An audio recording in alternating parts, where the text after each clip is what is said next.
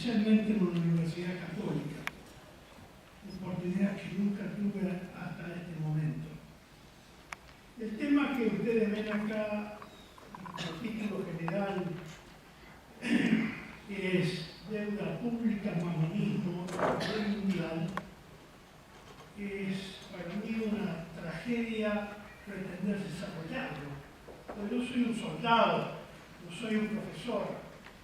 Y esto lo he desarrollado en seminarios, muchos, que duran 20 horas.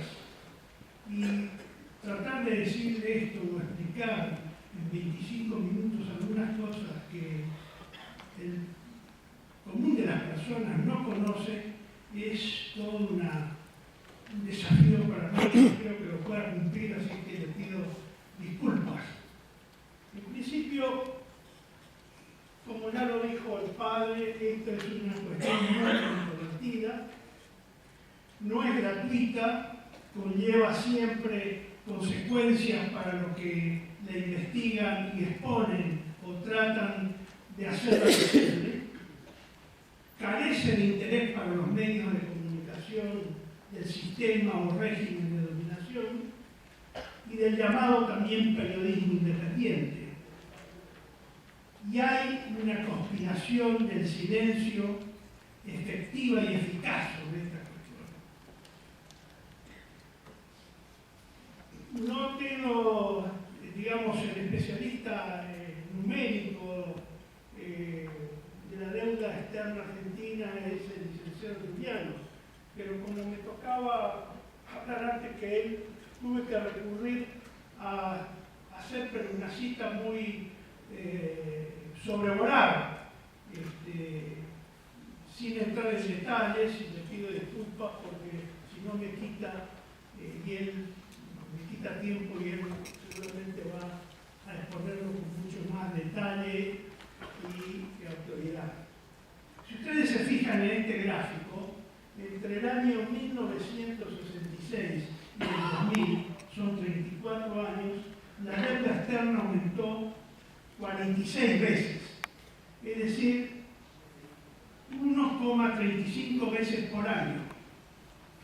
Esa es una situación muy grave. Yo no sé si se ha tomado en cuenta debidamente por parte de los economistas, y dudo de que los políticos lo entiendan. Dentro de esa deuda, si partimos del año 1976, el gobierno de Isabel Martínez de Perón dejó una deuda de 7.800 millones de dólares. El proceso militar terminó en 1983 con 45.000 millones de dólares. Después le sucedieron varios gobiernos democráticos. Así Alfonsín la incrementó a 65.000 millones, Menem a 121.000 millones hasta 1995. De la Rúa hasta 132 millones. Y el default del 20 de diciembre de 2001 terminó con una deuda de 144.000 millones. La deuda pública argentina, previo al canje que hizo la dupla Kirchner-Lavagna, era de 190.000 millones de dólares. Con la reestructuración del año 2005, más los holdout, es decir, los que no entraron en ese canje o megacanje, la deuda quedó en 150.000 millones de dólares. La deuda pública al 31 de diciembre del 2011 era de 190.000 millones de dólares.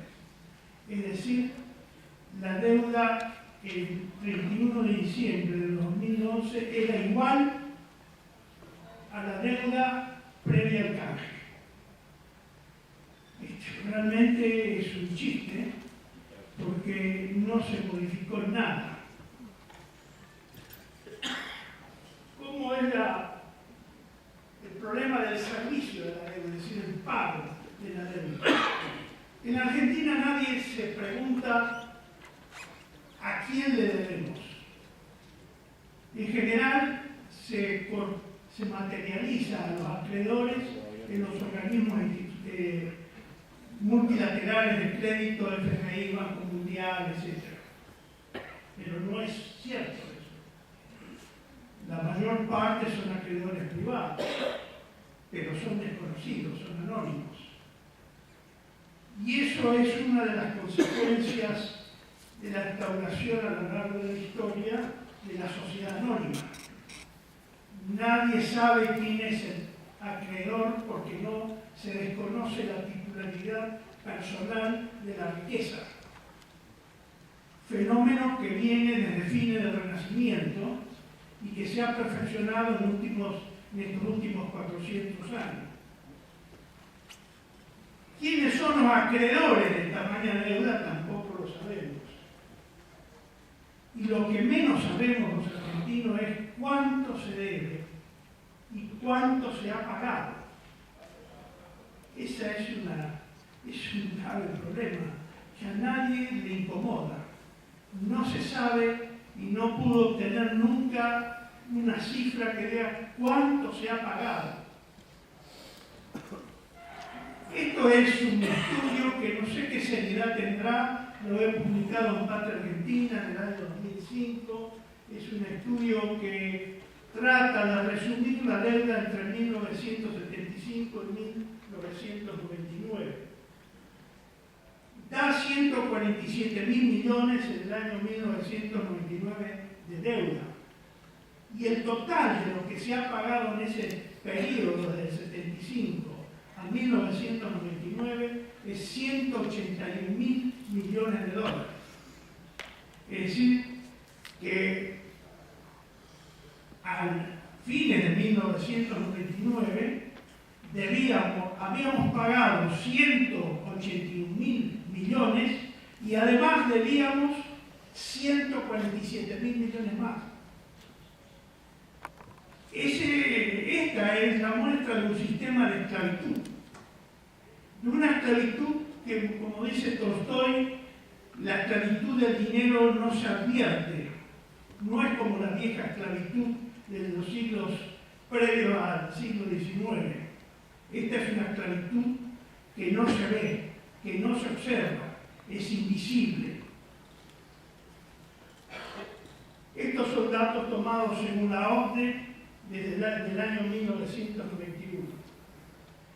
En el año 2005, el 11 de mayo, me tomé el atrevimiento de hacer una carta al presidente de la Nación, el señor Néstor Kirchner, para pedirle, como en función de lo que manda la Constitución y la publicidad de los actos de gobierno, de que tomara bien ordenar o adoptar las medidas necesarias para informar en forma oficial, ya sea a mi persona o lo que era mejor, a todo el pueblo argentino, el monto anual total de la deuda y en particular los pagos que se han realizado para cancelar la misma, anuales y totales, discriminando el capital o principal y los correspondientes intereses en el lapso comprendido entre el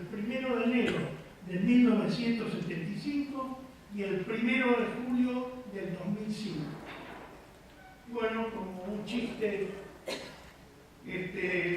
recibí la contestación firmada por la señora, creo que se llama Miriam Quiroga, que está muy renombrada, que era la directora de documentación, diciéndome que mi solicitud se había girado al Ministerio del Bienestar Social.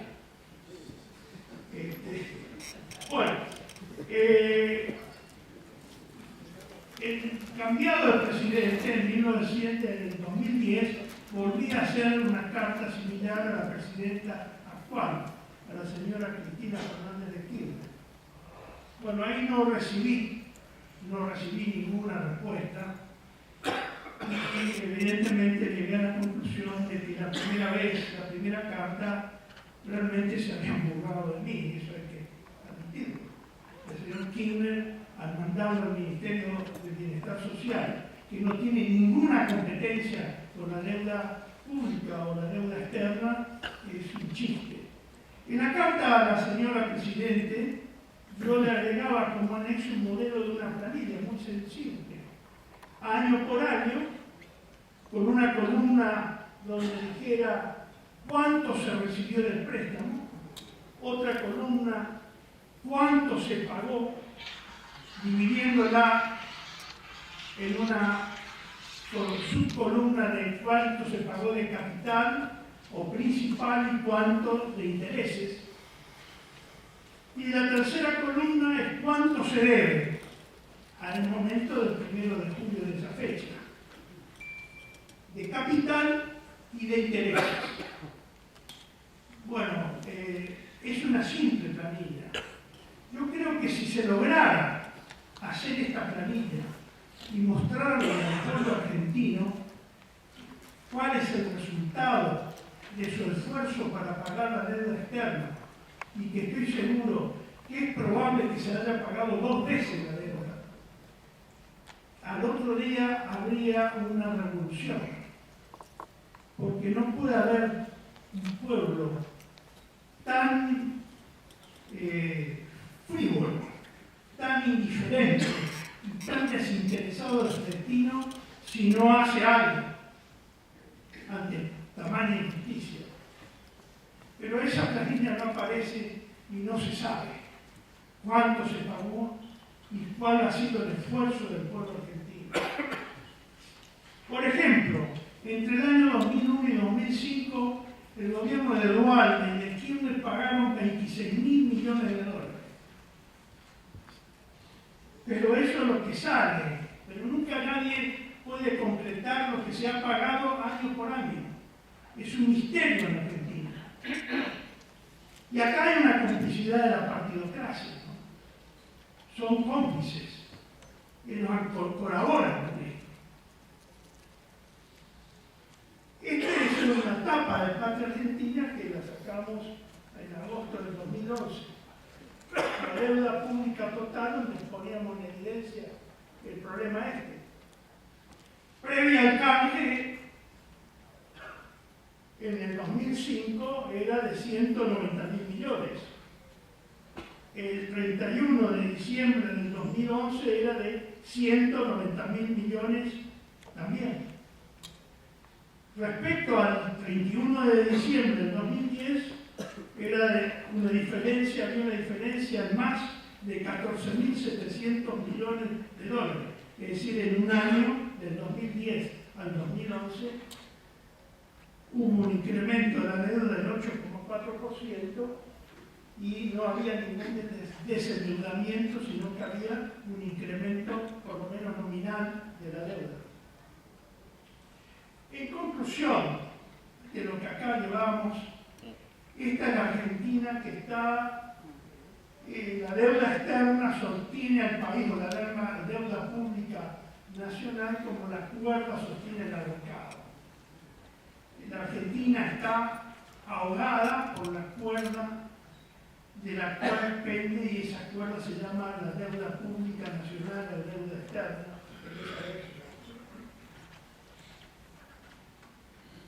Pero ese problema, como decía el padre, no es un problema argentino, es un problema también mundial, porque la deuda afecta a todo el mundo, y todo el mundo está endeudado.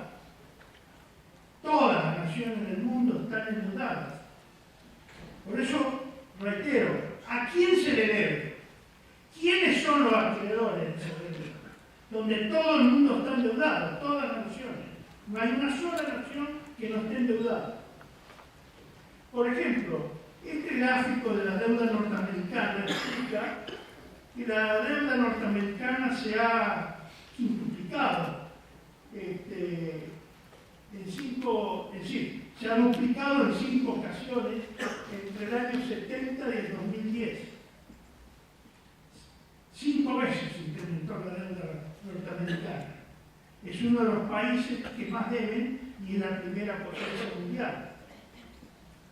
Ustedes tienen este cuadro donde están las deudas estatales en función del Producto Bruto Interno. Japón En relación al Producto Bruto Interno, su deuda es del 471%. El Reino Unido, 466%. España, 366%. Y así sigue. Solo Francia, 323%. Corea del Sur, 333%. Suiza, 313%. Los Estados Unidos, 296%. Alemania, 285%. Canadá, 259%. Hasta China, que es el que uno supone que no debería de ver nada, el 159%. Bueno, se tienen noticias hasta ahora por investigaciones que he podido, con las que me he encontrado, que la única vez que una deuda en relación al Producto Bruto de alrededor del 260% que fue pagada, lo hizo, como lo pudo hacer Gran Bretaña entre 1815 y 1900. Pero eso requirió sangre, sudor y lágrimas para el pueblo inglés, la revolución industrial y las conquistas imperiales, porque esa deuda se solucionó con las conquistas imperiales. Se ha pagado con lo que se ha saqueado a otros pueblos. Es el único ejemplo que pude encontrar de pago de una deuda externa en tal nivel en relación a su Producto Bruto Interno. En realidad, lo que el mundo vive desde principios de los años 1600 es el sistema de la deuda. Es un sistema dedicado a endeudar no solo a los países débiles, sino a endeudar a todo el mundo. Y hay una interacción acá entre préstamo, deuda, dinero, la usura, que son los componentes de esa deuda, de ese sistema de la deuda. Y hay también una complicidad de los medios de comunicación social, porque hay un sistema moral, un sistema cultural y educativo y un sistema económico. Por lo tanto, acá lo único que falta señalar que el sostén de estas deudas es el poder militar, especialmente de las grandes potencias. No podría haber ese tamaño de cantidad de deuda si detrás de eso no hay un gran y abrumador poder militar. Entonces la cultura de la deuda es el condicionamiento moral, cultural, educativo, psicológico y de las costumbres a las que se somete a los pueblos, haciéndoles creer, hasta con más fuerza que la fe religiosa, que no es posible vivir sin endeudarse, porque solo a través de la deuda es posible desarrollarse. Y para el que nada tiene de capital, es el único medio de adquirir cierto grado de bienestar material. Y hay una sentencia bíblica, el proverbio, del libro de los Proverbios, 22:7, que dice: el que toma prestado es siervo o esclavo del que presta. Traducido a términos jurídicos modernos, lo señalado significa que el que tiene acción sobre la subsistencia tiene acción sobre la voluntad. Esta es una reflexión que en su momento me hiciera el doctor Suárez Ramos en la oportunidad de una exposición que hice sobre este tema acá en Córdoba hace unos 10 años. La deuda, señores, es un problema moral con consecuencias económicas. Es un problema sobre todo moral y esencialmente moral, con consecuencias económicas. Y uno de los elementos que tenemos que entender es el problema del dinero. Pues el dinero es la materia prima del endeudamiento y de la usura. El dinero no ha sido creado por Dios, no se encuentra en la naturaleza y es una invención del hombre. Lo que llama la atención es que el dinero es la única palabra o el único concepto que no tiene una definición científica ni tiene una aplicación unívoca, a pesar de constituir el principal, digamos, objeto de lo que se llama ciencia económica. Y esta dificultad no se puede definir al dinero. No tiene definición por lo que es, sino el dinero se define por las funciones que tiene. Es una cosa extraña que sea la única palabra, al menos que yo he encontrado, y nadie me ha aportado otro punto de vista para decir que hay otras palabras que no se definen por lo que son.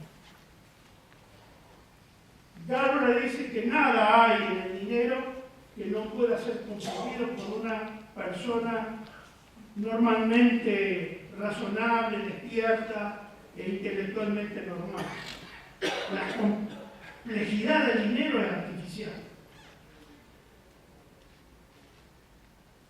Entonces, si no puede ser definido por lo que es, sino por sus funciones o por el material de que está hecho el dinero, podríamos decir que el dinero es un signo o símbolo que representa el poder del trabajo humano. Y las formas son estas. Hay dinero de valor intrínseco, que ya no se usa más. El fiduciario, que es el único dinero que existe hoy en el mundo. Y formas prácticas de abstracción del dinero. Porque en última instancia, estas son las funciones del dinero: medio de cambio, medio de pago, depósito de valor, que son cosas concretas, y luego lo que ustedes ven ahí en amarillo, todos esos ítems son abstractos. Aristóteles, un pagano, ya había condenado, ya había definido que el dinero no es en sí mismo más que una cosa válida, no teniendo otro valor que el que da la ley. Y el dinero, en consecuencia, es una institución abstracta. El dinero es abstracto. Y esto sorprende a mucha gente. Porque es una invención plasmada en la ley, cuyo valor depende de las convenciones de los que se sirven del dinero. Es decir, el dinero es abstracto. Spengler, en Decadencia de Occidente, define que la abstracción dinero corresponde a la abstracción número. El dinero, como el número, es perfectamente inorgánico. El valor dinero es un valor número que se mide por unidad de cálculo. El dinero, en última instancia, es una cifra, nada más. Y mucho más ahora, en esta vida moderna, donde todo el dinero que emiten los países del mundo es fiduciario. Hay una cita muy importante que es poco conocida, que es la de Moses Hess, que fue el fundador y el padre del sionismo y del comunismo. En una carta y un artículo dirigido a su amigo Carlos Marx sobre la esencia del dinero, publicada en 1844 en la Revista del Arte, dice: el dinero es el mundo práctico, lo que Dios es al mundo teórico, que Él constituye la alienación de la idea de valor social en plata o en aviación desde el punto de vista católico, o en papel moneda desde el punto de vista protestante. En otras palabras, el dinero es simplemente el símbolo inorgánico de nuestra presente producción social, que se ha liberado de nuestro control racional y en consecuencia no domina. Es decir, el dinero ha llegado a un punto, y en esa época, de 1844, ya el dinero dominaba la vida del mundo, del mundo moderno. El dinero era el objeto de idolatría del mundo moderno. Y si eso eso era en 1844, ustedes se imaginan que ahora es mucho, eso es mucho, mucho peor, mucho más avanzado. La usura está prescrita y ya está definida y está condenada en el Deuteronomio, en el versículo 15, 7, 8. Siempre ha sido condenada por la doctrina social de la Iglesia. Y siempre ha sido prohibida también por la Iglesia. Y eso ha sido establecido desde la época de Moisés. Y la usura es todo lucro o ganancia que el deudor entrega al acreedor y que excede lo que éste ha entregado en préstamo al primero. Lo más extraordinario es que en el mundo moderno del dinero fiduciario, hoy el dinero es deuda. Todo el dinero es deuda. Todo el dinero que existe en el mundo se crea como deuda. Eso pocas personas lo saben y pocas personas lo entienden porque no fue explicado. Es decir, ¿en qué consiste esto de que todo es deuda? Se le ha dado a los bancos, empezando por los joyeros y de la Edad Media, de fines de la Edad Media a partir del 1500, fines de 1500, la capacidad de prestar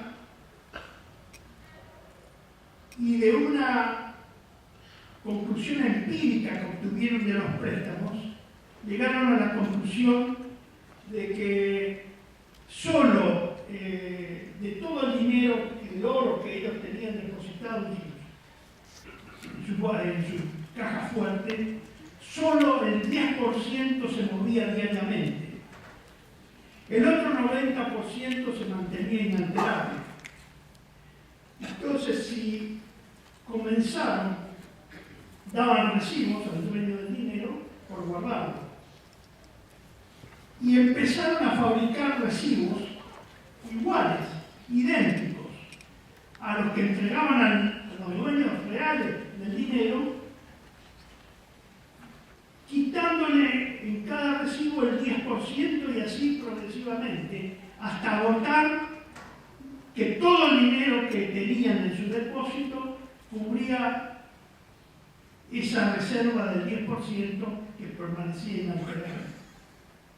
Es decir, que prestaban hasta 10 veces o creaban dinero 10 veces más de lo que tenían depositado. Y hoy los bancos, desde hace varios siglos, crean el dinero hasta 10 veces lo que tienen depositado. Y cobran intereses sobre lo que han creado. Esa es una magia. Es la gran magia de la dominación del poder del dinero. Prestan lo que no tienen. De forma tal que cuando se paga un préstamo y se llega a pagar, ese dinero se extingue, deja de existir. Este es el quid de la cuestión moderna. Los prestamistas, los usureros, prestan a través de los bancos 10 veces el capital que tienen y crean el dinero de la nada. Y ahí imitan a Dios, crean de la nada. Es una de las funciones donde imitan a Dios. Hay muchas facetas en el manejo del dinero muy similares al proceso de la creación. Y este es un proceso de la creación. Crean de la nada dinero y cobran intereses sobre eso. Por eso hay una gran acumulación de dinero en manos de pocas personas en el mundo. Cada vez se va concentrando más. Y esto no es digamos, imparcial. El dinero no es inagotable. lo que unos acumulan le falta a otros. Por lo tanto, este problema de la creación de dinero es un problema muy serio que no se ha resuelto. Por esto no tiene resolución, el problema del dinero no tiene resolución por las vías que normalmente se tratan de establecer. Porque la humanidad ha sido esclavizada al poder del dinero. Y esto hay que dar de nuevo y impedir que los bancos o los grandes prestamistas creen dinero de la nada. Imitan a Dios. Crean el dinero de la nada. 9 veces más de lo que es su capital original. Es otra de las soluciones que tienen los banqueros. Crean el dinero de la nada hasta 10 veces. Bueno, yo me he excedido, Sí. he explicado que no soy profesor. Lamento no poder